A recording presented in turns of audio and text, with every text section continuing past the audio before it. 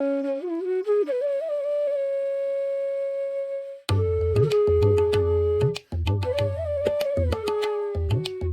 माता दी फ्रेंड्स। आज इस वीडियो में मैं आप सभी को माता रानी की चौकी सजाने का एक ऐसा तरीका दिखाने वाली हूँ जो शायद ही आप सभी ने अभी तक देखा होगा।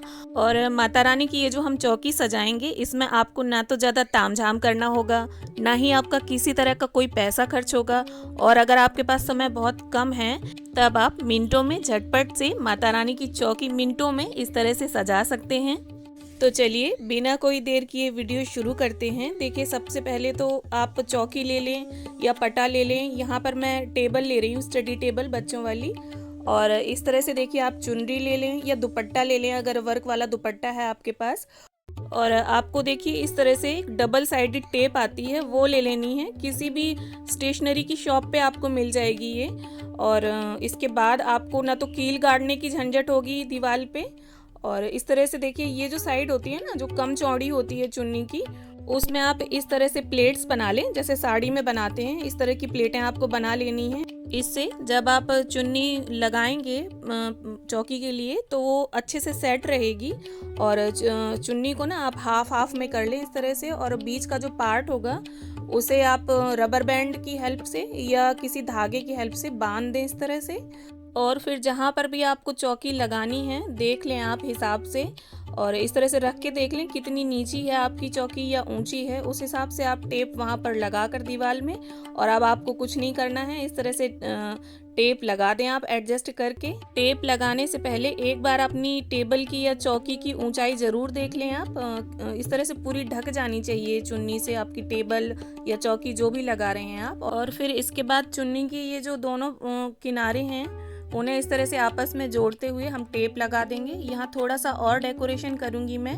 आप चाहें तो और भी डेकोरेशन कर सकते हैं, जैसे इसमें लाइटिंग की डेकोरेशन कर सकते हैं।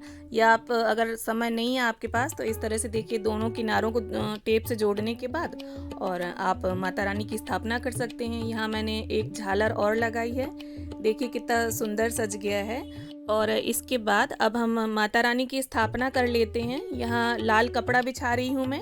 आप पीला बिछाना चाहें तो पीला भी बिछा सकते हैं। और देखिए, अगर आप डेकोरेशन थोड़ा और ज़्यादा करना चाहते हैं तो जैसे टेबल के किनारे किनारे आप फूलों वाली जो लड़ी आती है मार्केट में वो लगा सकते हैं। आर्टिफिशियल की लगाएं तो ज़्यादा अच्छा है, क्योंकि ओरिजिनल अगर हम रियल फूल लगाते हैं तो वो एक दिन में ही मुरझा जाएंगे। और फिर इस तरह से आपको डेली डेकोरेशन करनी पड़ेगी, डेली फूल लगाने पड़ेंगे, क्योंकि 9 दिन की पूजा होती है ये।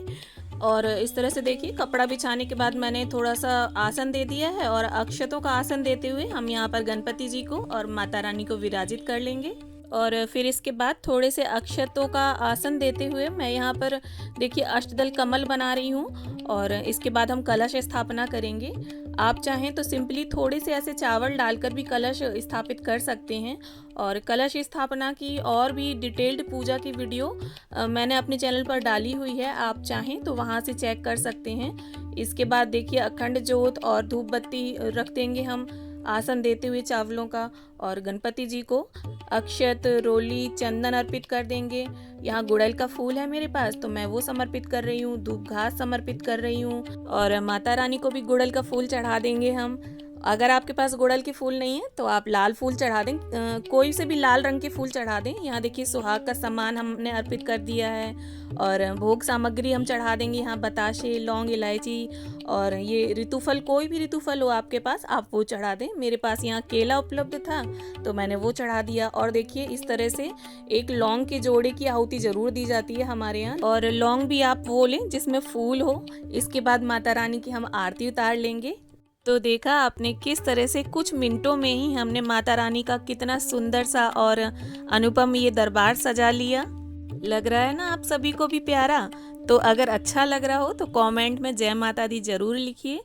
और इसके बाद देखिए, आरती करने के बाद हम 3 बार जल की फेरी देते हुए आचमन जरूर करते हैं, तो आचमन कर लेंगे हम। और इस तरह से पूजा संपन्न होने के बाद आप यथा सामर्थ्य दक्षिणा जरूर निकाल दें। वीडियो अगर आप सभी को पसंद आया हो तो इसे लाइक करें, शेयर करें और चैनल को सब्सक्राइब कर लें। और कमेंट में जय माता दी जरूर लिखें। Thanks for watching.